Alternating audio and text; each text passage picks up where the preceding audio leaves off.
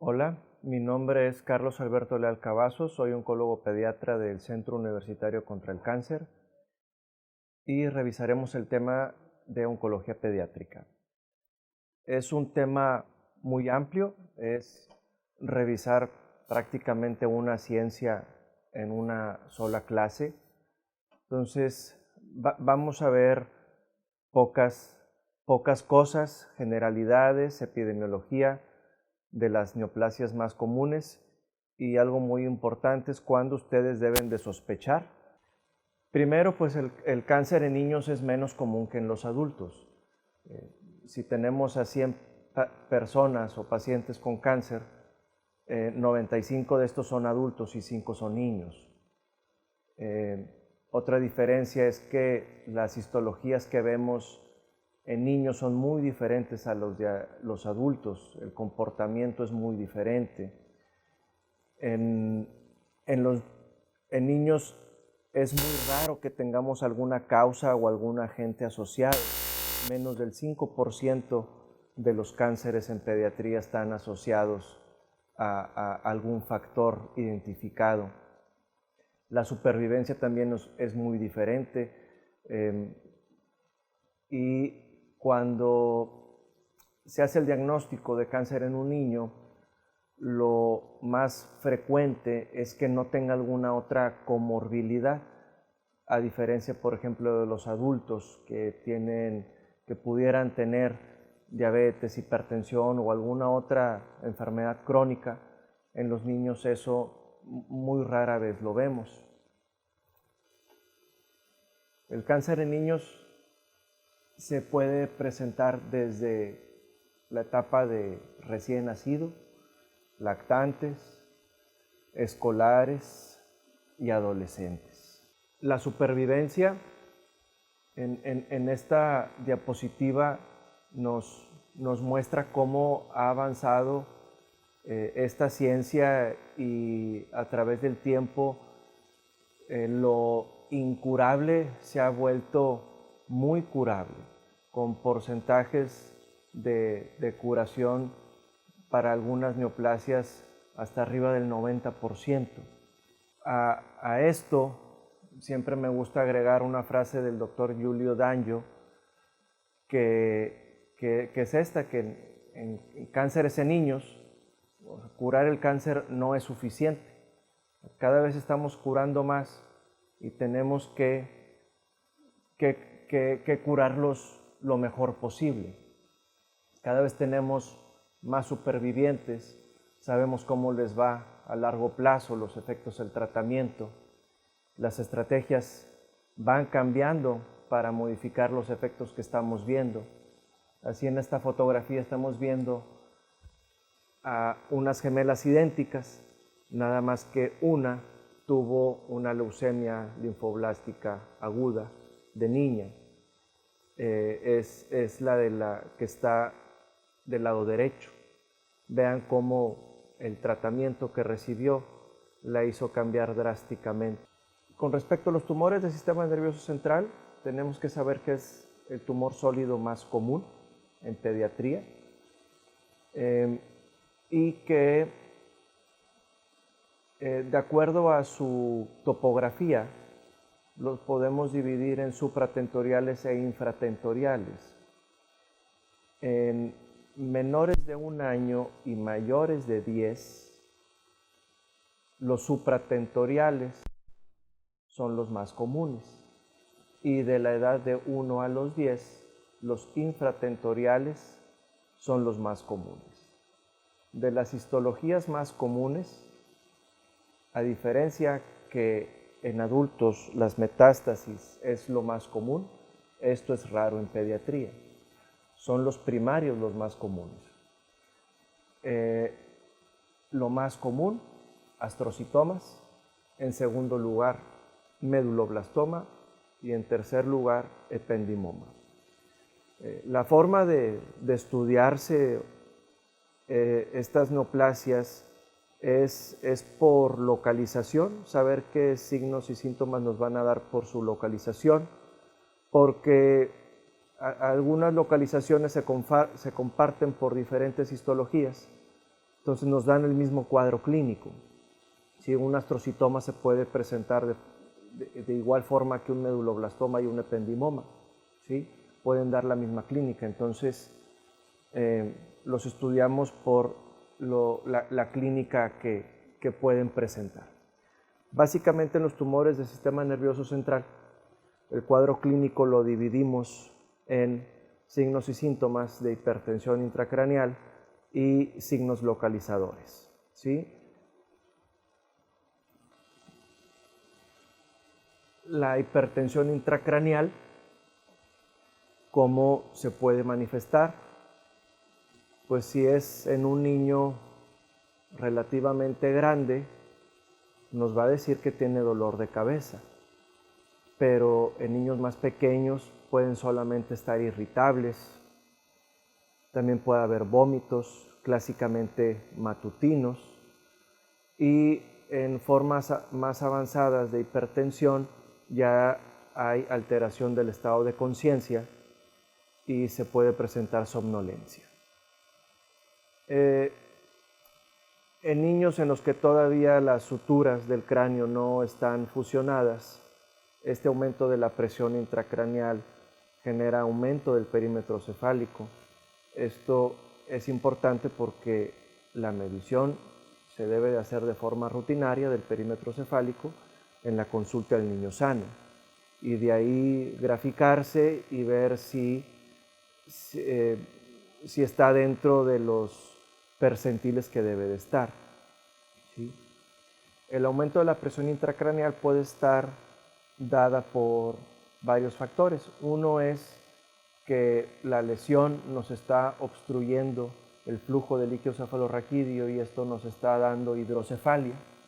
Y la otra es que el mismo tumor, por ocupar un espacio, nos está aumentando la presión intracraneal. ¿Sí? Como ejemplo, esas dos imágenes que están en la parte de abajo. Ahora los signos localizadores, los que nos van a decir dónde está la lesión. Lesiones que involucran el cerebelo nos van a dar ataxia, dismetría, nistagmus. Lesiones que están en el tallo cerebral nos van a dar alguna neuropatía craneal. Puede haber disminución de la fuerza de algún miembro del cuerpo por lesiones que afectan el tracto córtico-espinal. Crisis convulsivas, clásicamente en lesiones del lóbulo temporal, y también puede haber defectos de los campos visuales cuando hay tumores en la vía óptica. Es muy importante revisar todos los pares craneales. Lo más común es que haya algún óculo-motor que esté alterado y el paciente tenga estrabismo. El facial también se afecta con frecuencia. Y recordemos que el niño puede lateralizar la cabeza para compensar la diplopia.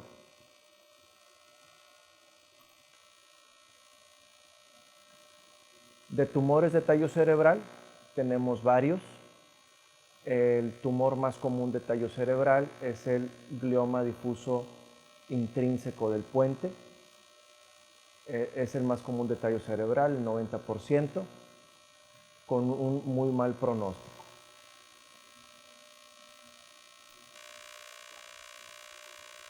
¿Qué hacemos cuando pensamos en un tumor cerebral? Lo primero es un estudio de imagen que, dependiendo cómo está el paciente, será el estudio que vamos a indicar. En un paciente que se pueda programar para una resonancia magnética con contraste, ese es el estudio de elección.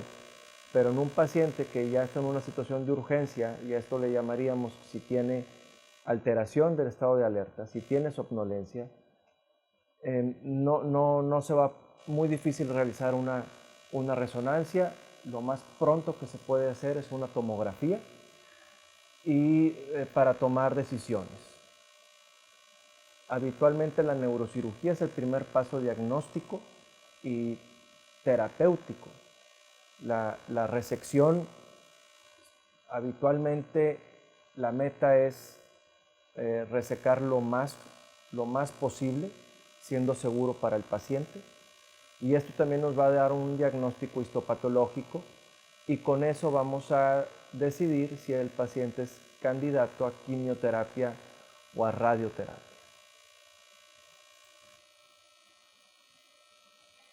El retinoblastoma. Este es el tumor más común del ojo en los niños. Puede aparecer de un lado o de los dos lados. Lo más común es que sea esporádico en un 60%. En un 30% es esporádico, pero hereditario. O sea, esto quiere decir que el paciente tiene las posibilidades de transmitir a sus hijos una mutación que lo va a predisponer a presentar retinoblastoma y otras neoplasias. Y en un 10% se le conoce como retinoblastoma familiar.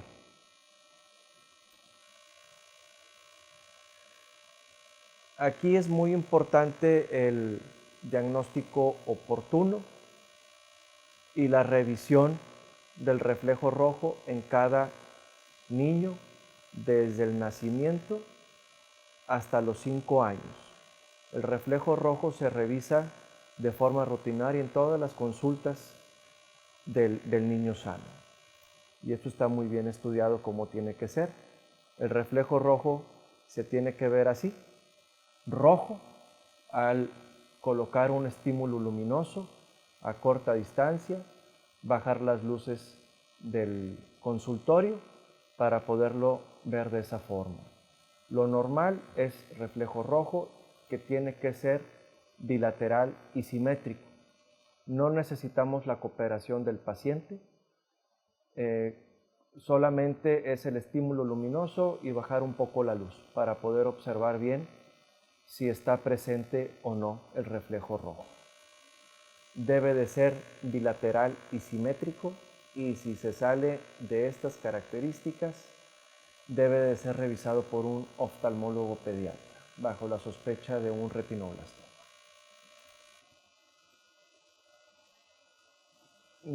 También por cámaras fotográficas se ha llegado al diagnóstico como en esta fotografía.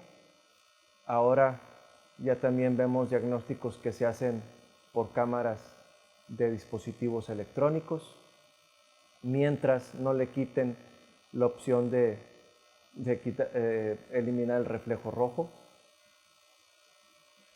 Esta es una paciente que cuando yo la revisé ya tenía un par de semanas que los papás notaron el reflejo rojo, pero el reflejo,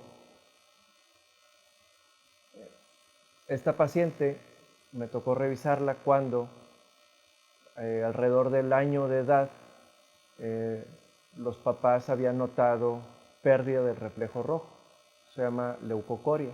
Los papás habían notado eso un par de semanas antes de que yo los conociera, pero cuando ellos se fueron a fotografías anteriores, vieron que ese reflejo ya se había perdido de unos 3 o 4 meses atrás. Entonces a los papás también les sirve y al médico para saber cuánto tiempo atrás tenía ya eso estando presente, la leucocoria o la pérdida del reflejo rojo. Leucocoria, reflejo blanco, signo más común del retinoblastoma. Estrabismo es el segundo signo más común en el retinoblastoma. Cuando la enfermedad sigue avanzando, puede haber inyección conjuntival, ¿sí? Y verse el ojo rojo. En casos más avanzados, como es el de este paciente, hay proptosis por efecto del tumor. Y aquí estamos viendo dos momentos, al diagnóstico y con la respuesta a quimioterapia. una respuesta clínica completa. Cuando la enfermedad sigue avanzando, que está pasando el tiempo, el tumor avanza hacia el sistema nervioso, siguiendo el nervio óptico. Esa es la vía de diseminación más común. Y cuando llega al sistema nervioso, el pronóstico cambia drásticamente. Muy difícil de curar. En México, más del 90% de los casos de retinoblastoma se tratan con enucleación, que es la cirugía en donde se remueve el globo ocular con el nervio óptico. Lo que queremos es tratarlos, que tengamos menos casos de enucleación y más casos de salvamento ocular, como es el caso de la fotografía de la derecha, esa niña que en la fotografía tiene pérdida del reflejo rojo, tiene leucocoria del lado derecho, pero esa niña tuvo retinoblastoma, se detectó a tiempo, se curó del retinoblastoma. Lo que queda ahí es una cicatriz. Se sigue viendo eso cuando la revisamos con el oftalmoscopio, pero se queda con su ojito con visión rescatada. El neuroblastoma es uno de los dos tumores abdominales más comunes. Se presenta, esta gráfica nos sirve para ver que el neuroblastoma aparece en niños pequeños. Lo más común es de año y medio, ¿sí? Muy raro después de los 5 años de edad. El neuroblastoma se origina de tejido simpático. Entonces puede ocurrir o puede originarse desde el tórax hasta la pelvis, que es donde tenemos tejido simpático, ¿sí? Lo más común es que aparezca en el abdomen, pero en niños más pequeños lo podemos ver con más frecuencia en el tórax y en el cuello. Dentro del abdomen, el sitio más común es en la glándula suprarrenal. Y cuando está fuera de esta, sigue siendo en retroperitoneo, ¿sí?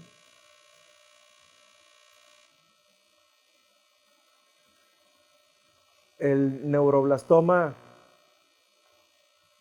se puede manifestar, las manifestaciones clínicas del neuroblastoma son muy variadas. Muchas veces las primeras manifestaciones son por metástasis, que cuando estas ocurren en los huesos de la órbita nos da esto que es ojos de mapache. Esto es clásico del neuroblastoma. Puede haber también proptosis por infiltración a los huesos de la órbita. Cuando se afecta la cadena simpática, los primeros ganglios, puede haber síndrome de Horner, miocistosis anhidrosis. Puede haber tumor palpable, a veces muy fácil de palpar, en ocasiones más difícil. Puede haber tumores pequeños y grandes. El neuroblastoma también puede dar metástasis al hígado, que cuando estas metástasis son en gran cantidad, incluso puede ocasionar dificultad respiratoria por restricción torácica. A eso se le conoce como síndrome de Pepper.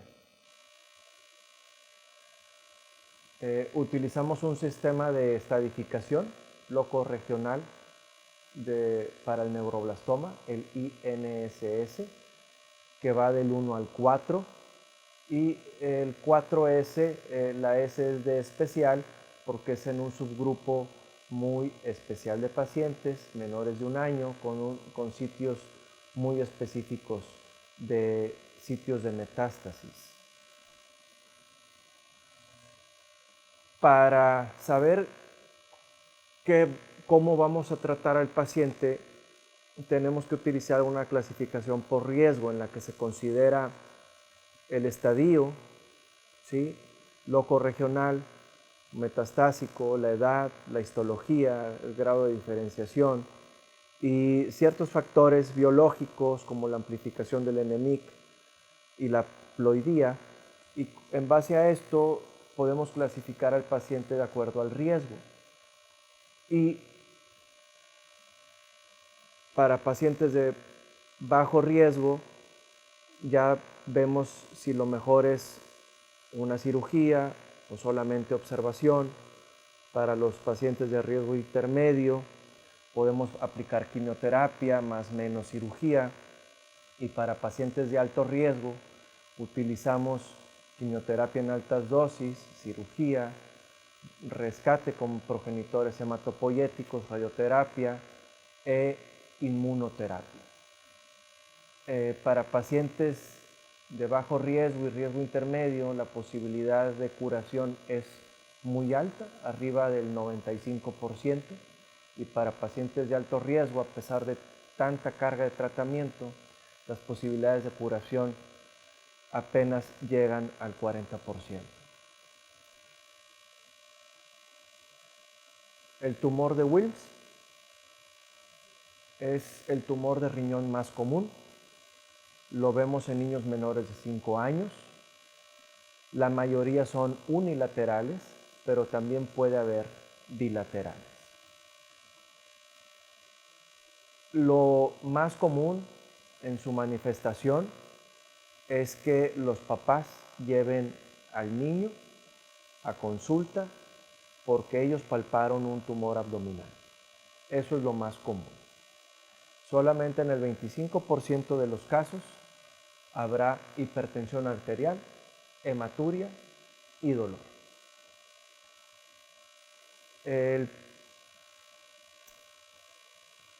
Con la sospecha de un tumor de Wilms, con estos datos clínicos, el primer estudio que tendríamos que solicitar es un ultrasonido. Este nos va a definir si el tumor es de riñón, nos va a dar la información necesaria para saber si tenemos que seguir estudiando al paciente, si se sigue orientando hacia ese diagnóstico. Ya sabiendo que sí es de riñón y pensando en tumor de Wilms, lo que tenemos que tomar es una tomografía para poderlo estratificar de forma correcta y ver bien todas las estructuras anatómicas que se tienen que revisar. La estratificación va del 1 al 5. Aquí en la fotografía solamente vemos 4, ¿verdad? De izquierda a derecha, cómo va creciendo el tumor, va involucrando cápsula o involucra vasos o da metástasis. Así es el grado 4. El 5 es en los tumores bilaterales. El tratamiento del tumor de Wilms, la cirugía es la piedra angular, es la nefrectomía radical. Se necesita quimioterapia en todos los casos. Qué tan intensa depende del estadio. Y la radioterapia, que también es muy efectiva para el tumor de Wilms, esa también la dejamos para los casos avanzados, habitualmente estadios 3 y 4.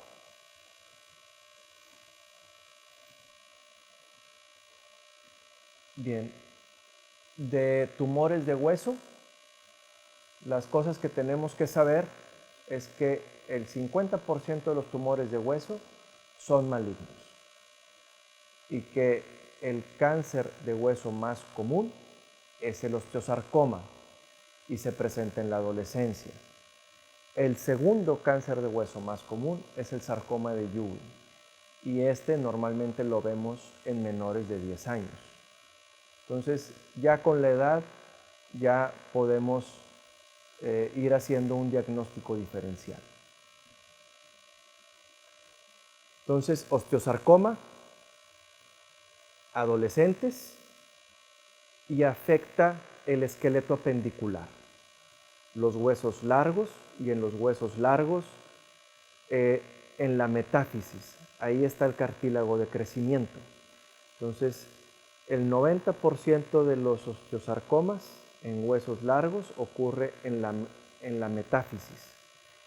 Y los sitios más común, el sitio más común es tercio distal del fémur, en el segundo lugar, tercio proximal de la tibia, y en tercer lugar, tercio proximal del húmero. Entonces, considerando estos tres sitios, los podemos recordar con esta frase: cerca de la rodilla, lejos del codo. El sarcoma de Ewing. El sarcoma de Ewing afecta clásicamente el esqueleto axial, huesos planos, y cuando afecta huesos largos, afecta la diáfisis, ¿sí? Los sitios más comunes son pelvis, parrilla costal y el fémur. Pero el fémur en diferente sitio que el osteosarcoma, en la diáfisis, no en la metáfisis, como el osteosarcoma. ¿Cómo se manifiesta el osteosarcoma y el sarcoma de Ewing? Muy similar. Lo primero es dolor. Es un dolor que va en aumento, es progresivo en intensidad y frecuencia. Normalmente lo asocian a algún traumatismo, aunque esto no tiene nada que ver con la formación del tumor, pero siempre los pacientes refieren haber recibido algún traumatismo. Causa de esto es que también se retrasa el diagnóstico, porque se piensa en algo traumático y no oncológico. Entonces, primero es el dolor, y van pasando las semanas, 3 semanas, un poco más, y ya empieza el aumento de volumen. Vemos del lado izquierdo, el aumento de volumen está dado por afectación de la diáfisis. Vean cómo todo el muslo está aumentado de volumen. Y del lado derecho está más circunscrito el aumento de volumen en el tercio distal del fémur. Nada más por localización, podemos pensar que del lado izquierdo tenemos un sarcoma de Ewing y del lado derecho un osteosarcoma.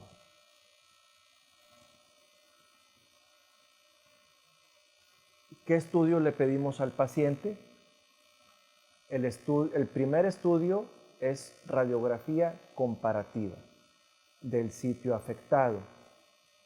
Así vamos a poder identificar pequeñas diferencias, como es el caso de estas radiografías de rodilla, donde la rodilla del lado izquierdo es la que tiene una pequeña afectación, una reacción perióstica que se le conoce como triángulo de Codman, que es de los signos clásicos en tumores de hueso, no específicos, pero sí muy comunes.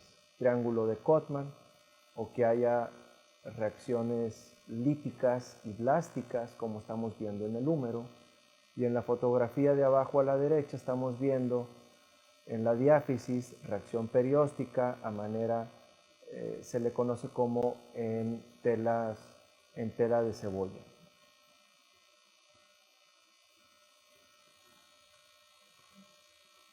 Siguiendo con la sospecha de que es un tumor de hueso y teniendo radiografías simples con algún hallazgo, se tiene que seguir estudiando, y el mejor estudio será una resonancia magnética. Y esta también nos va a ayudar a saber si el paciente, la cirugía que se le tiene que hacer es una cirugía radical o si es candidato a salvamento de extremidad. Y todos los pacientes son candidatos a quimioterapia, tanto en osteosarcoma como en sarcoma de Ewing. Bien, estas fueron los tumores más comunes en pediatría y la forma en que los podemos sospechar por sus presentaciones más comunes.